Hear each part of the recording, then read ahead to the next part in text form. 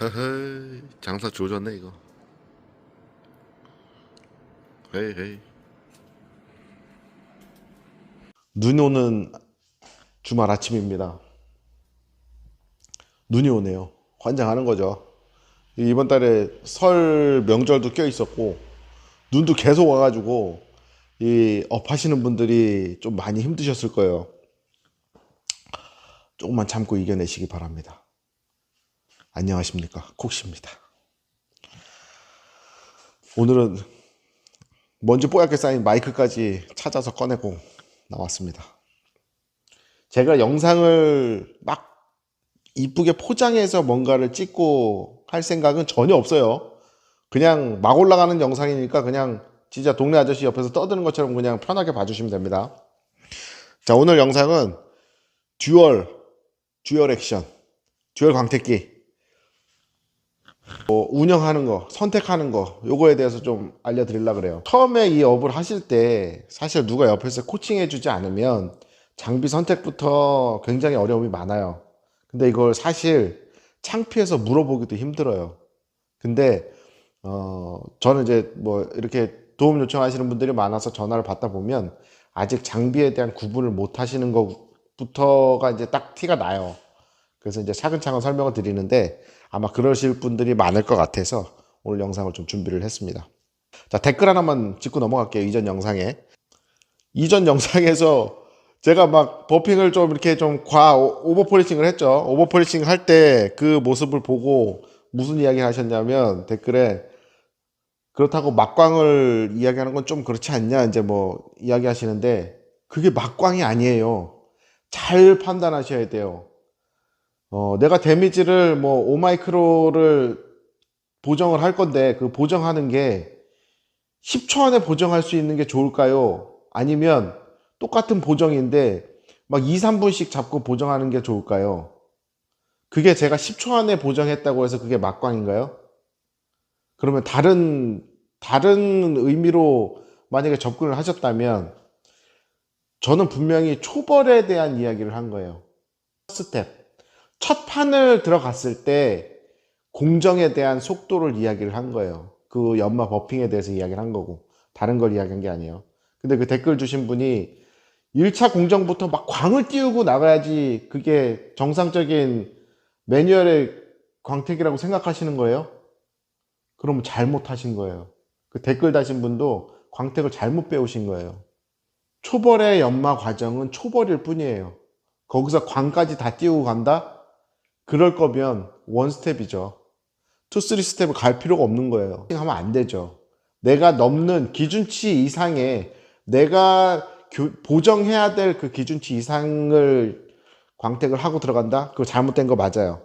그 오버폴리싱 맞아요. 근데 어느 정도의 스크래치 제거가 되지 않고 광만 바짝 띄우는 건 뭐하러 광택을 해요? 아무 의미가 없잖아요. 네, 그 댓글 하나만 딱 찍고 오늘 영상 계속 시작해 보겠습니다. 제가 광택기 2대를 지금 가지고 있습니다. 자, 하나는 백업 패드를 끼워놨고 하나는 백업을 뺐어요. 자, 뒤로 돌려서 보시면 한쪽은 루페스 장비고 한쪽은 EXQ 장비입니다. 자, 루페스 장비 뒤에 보면 헤드에 숫자 15라고 적혀 있어요. 그리고 21mm는 21이라고 숫자가 적혀 있습니다. 자, 우리가 이 숫자를 보고 21mm 장비, 15mm 장비를 구별을 해요. 근데 막상 사이트에 들어가서 보면 15mm는 5인치가 달려 있어요. 백업 패드가. 그리고 21mm에는 6인치가 달려 있어요. 알고 계시나요? 근데 이 편심 15mm, 21mm와 이 백업 패드의 5인치, 6인치를 구별을 잘 못하세요. 15mm는 무조건 5인치, 21mm는 무조건 6인치 이렇게 고정돼서 알고 계시는 분들이 더 많아요. 자, 여기 보시면 요 백업 패드 요 크기 요거를 우리는 인치로 구별을 해요. 어떻게? 5인치, 6인치. 그래서 요거를 딱 빼서 요 제조사에서 만든 6인치를 딱 갖다 붙이면 얘는 5인치 장비에서 6인치 장비로 뿅 하고 바뀌어요. 근데 뭐가 바뀌지 않는다? 편심은 바뀌지 않아요. 얘는 21mm 고정이에요. 나올 때부터. 무슨 얘기냐면 그러면 편심이 뭔지는 알아야 되잖아요. 편심은 무엇이냐? 여기 있는 요 중심축, 자 여기 회전을 해요. 자세히 보시면 자 여기가 백업 패드가 고정이 되는 데예요. 그리고 자 얘도 이렇게 움직인답니다. 자 얘도 움직이고 얘도 움직여서 두 가지의 움직임을 같이 한다고 해서 듀얼 액션이에요. 두 가지의 액션이 있다고 해서. 자 근데 이게 뭐냐 하면 얘가 편심추예요. 편심추가 있는데 자 얘가 이 백업 헤드가 보시면 한쪽 방향으로 이렇게 튀어나왔어요. 돌 때 이 편심 운동을 할 때 자 편심이 뭐예요? 편심 왼쪽에 엄마 오른쪽에 아빠 엄마 편 할래 아빠 편 할래 편이에요. 한쪽으로 치우치는 편. 자 얘도 편중 중심을 놓고 한쪽으로 치우 편 예, 그 편이에요. 편심. 이 축이 움직이는 크기를 편심으로 나타내는 거예요. 요게 요만큼 튀어나와 있다. 21mm. 요만큼 튀어나와 있다. 뭐 32mm. 이만큼 튀어나와 있다. 36mm. 이렇게 튀어나와 있다. 42mm. 이해하셨어요? 이 편심이 움직이는 크기예요. 이만큼 튀어나와 있으면 이만큼 움직인다는 얘기잖아요. 예? 이렇게 움직이잖아요. 이 편심이 움직이는 이 거리. 여기를 이 편심 미리수로 구분해 놓는 거예요. 장비를. 결론은 이 안에 있는 중심축 편심의 편심축이 움직이는 크기만큼을 미리수로 구분해 놓은 거다. 백업과는 전혀 관계가 없다. 자, 백업과는 전혀 관계가 없다는 크기일 때 문제고 뭐일 때 관계가 있느냐? 무게. 이 편심추는 이 백업 헤드의 무게에 따라서 밸런스가 달라져요. 자, 이 편심추 무게, 백업 헤드 무게 두 개가 동시에 충족해야지만 진동이 안 생겨요. 진동을 상쇄시키는 거죠. 그 편심의 그 백업 헤드, 그 제조사의 백업 헤드를 써야지만 편심이 무너지지 않고 좋은 밸런스를 보여줍니다. 그런데 이 15mm에다가 6인치를 끼워서 써도 될까요? 안 될까요? 돼요. 루페스 백업끼리 다 호환이 돼요. 기어 액션만 빼고. 다 백업이 호환이 되기 때문에 6인치 백업 패드를 사다가 이 15mm 장비에다 6인치 백업 패드를 달아도 돼요. 단지 밸런스가 조금 무너질 수는 있어요. 그래서 보통 이 밸런스를 잡기 위해서 밸런스 축의 무게를 변경하는 방법도 있긴 하지만 굳이 그렇게까지 할 필요는 없을 것 같다. 그러면 다음은 요 듀얼 광택기가 어떨 때 효과적으로 연마를 이루어내는지 그거에 대해서 잠깐 설명을 드릴게요. 자, 얘는 모터의 힘에 의해서 이 편심 축 운동은 강제로 회전을 해요. 요 가운데 있는 요 편심 축의 중심 운동은 이 편심 축이 회전을 해서 움직이는 힘이 전달이 돼서 이렇게 돌아가는 거예요. 결국은 관성의 법칙이 처음에 시발점이 돼서 움직이게 되는 거거든요. 손으로 잡으면 어떻게 될까요? 자, 보여드릴까요? 때는 두 가지 편심축 운동, 회전 운동이 같이 일어나죠. 자, 근데 제가 얘를 잡아요. 그리고 돌렸어요. 편심축 운동만 일어나고 이 회전 운동은 하질 않죠. 뭐가 중요하냐면 두 가지 운동이 일어나지 않고 이 회전 축 운동만 일어나고 회전 운동이 일어나지 않으면 무슨 일이 벌어지냐?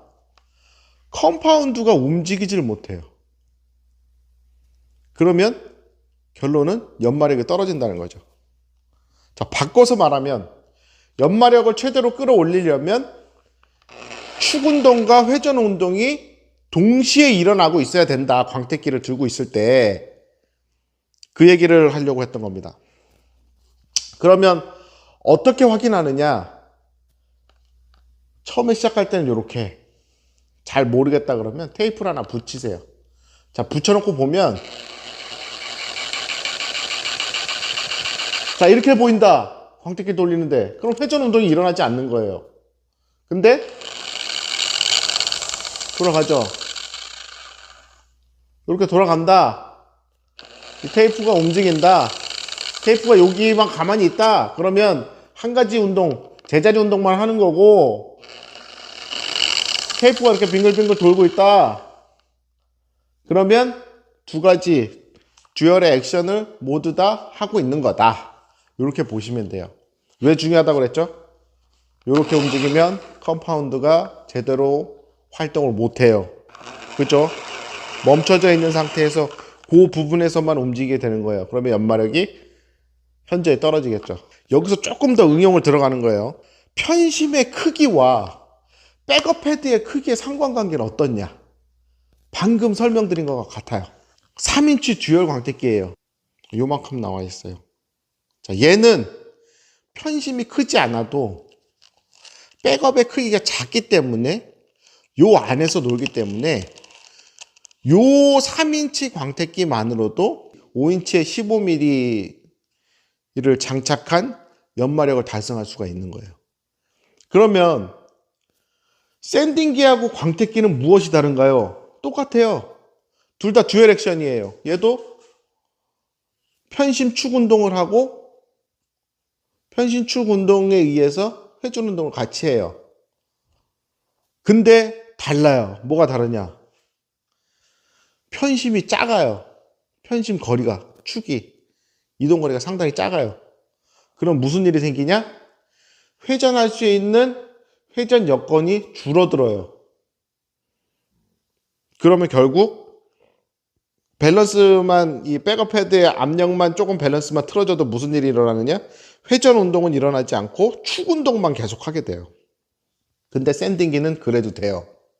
왜냐하면 얘는 컴파운드를 쓰는 게 아니에요. 컴파운드 입자가 여기저기 막 흩어지면서 제가 움직이지 않아도 픽스되어 있는 모래 알갱이들, 규사들이 픽스되어 있는 사포를 쓰기 때문에 그래도 된다는 거죠. 그냥 비벼도 된다는 거죠. 근데 컴파운드는 비비기만 하면 안 된다는 거죠. 여기 있던 애를 여기까지 보내야 되고 여기까지 보내야 된다는 거죠. 균등하게, 균일하게 연마를 하기 위해서는. 그 차이인 겁니다. 그러면 샌딩기 이제 아셨죠? 샌딩기를 왜 광택기로 안 쓰는지. 쓰시는 분들도 있어요. 써도 돼요. 연마가 안 되냐? 되긴 돼요. 하지만 딸리는 거죠. 샌딩기로 굳이 광택을 하지 않는 이유는 회전이 일어나는 역할이 현저히 줄어들기 때문이에요. 네. 반대로 말하면 샌딩기는 회전하지 않고 축 운동만 일어나도 픽스되어 있는 그 연마의 물질들이 고정되어 있기 때문에 그 제자리에서 문질러서 샌딩을 자기가 원하는 목표치만큼 깎아낼 수 있는 역할을 하기 때문에 샌딩기는 샌딩기로서의 역할을 하는 거고, 광택기는 편심 축을 크게 해놔서 회전 운동도 원활하게 맞춰놨기 때문에 우리가 쓰는 컴파운드를 고르게 분산시킬 수 있고, 또 내가 버핑하는 그 움직임에 따라서 이 컴파운드를 또 내가 또 효과적으로 활용할 수 있기 때문에 이 편심이 큰 장비를 쓰고 있는 거다. 굳이 우리가 이 샌딩기 가지고 광택을 하지 않는 이유가 그 이유입니다. 오늘 제가 설명을 드린 거는 광택기를 선별하는 거, 그 다음에 광택기는 왜 이렇게 미리수, 인치수가 구분이 되어 있는지, 그 다음에 샌딩기하고 구별은 어떻게 해서 하는지 이렇게 알려드린 거예요. 여기서 조금 더 응용을 하자면, 자, 우리가 샌딩기 가지고 유막 제거하시는 분들이 있어요. 광택 좀 오래 하신 분들은 산화세륨 별도로 쓰지 않고 컴파운드 가지고 광택기에다 그냥 유막 제거 바로 해버립니다. 열심히 팍팍팍팍팍 문지르는 것보다 훨씬 더 빠르니까요. 자, 그렇게 이해하시면 되고요. 제가 오늘 영상은 여기까지 마무리를 지을 거고요. 다음 영상은 제가 패드에 대해서 조금 설명을 드리려고 해요. 양모도 양모의 단모, 장모 이렇게 막 구분이 되어 있고, 또 패드에 또 두께, 그 다음에 스펀지도 스펀지의 밀도에 따라서 막 구별을 하고 막 하잖아요. 예. 왜 그렇게 구별해서 써지고 있는지, 또 그렇게 됐을 때 어떤 효과를 만들어내는지 이런 것에 대해서 조금 설명을 드릴 거고요. 오늘은 간단하게 이 광택기에 대해서만 설명을 드렸습니다. 궁금하신 점은 댓글 다셔도 되는데 제가 사실 막 댓글을 막 보고 또 막 이렇게 하진 않아요. 댓글 다지 마시고 가장 빠른 답변을 원하시는 건 인스타그램이에요. 인스타에 DM으로 메시지 이렇게 주시면 제가 빠르게 이렇게 답변을 드리도록 하겠습니다. 아는 범위 내에서 제가 영상을 이렇게 찍는 이유는 코스프레 하는 그 양반들이 너무 싫어서요. 코스프레가 너무 싫어요. 뭐가 싫냐면 막 동호회에서 뭐 개인이 셀프 세차하면서 유튜브 막 찍다가 갑자기 그게 유튜브가 빵 잘 되니까 어느 날 갑자기 본인도 모르게 기술자가 된 것처럼 막 활동을 해요. 이 1년만 이 업종을 하잖아요. 동호회에서 10년 활동하는 것보다 훨씬 더 많은 경험을 한답니다. 무슨 얘기냐면 하루에도 각종 뭐 상황의 그 차들이 물밀듯이 들어와요. 그러면 그게 1년이 돌아가면 1년 한 사이클이 돌아가면 어떻게 될까요? 엄청난 경험치가 쌓여요. 근데 샵에 오셔서 막 너무 아는 척을 막 하세요 또. 그러면 그게 되게 큰 결례가 되는 거예요. 뭐 동호인분들, 뭐 셀프로 하시는 분들, 취미반 이런 분들을 무시하는 게 아니고 업자분들의 샵에 오셨을 때는 어느 정도 그 분들을 좀 존중하는 마인드가 좀 필요할 것 같기도 해요. 저 같은 경우는 제 그 메뉴판에 보시면 동호회 사절, 아는 척 사절 뭐 이렇게 써놨어요. 메뉴판에.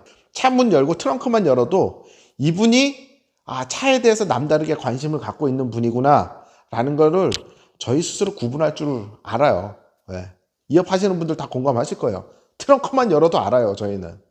그러니까 굳이 업장에 오셔서 막 아는 척 막 이렇게 굳이 안 하셔도 돼요.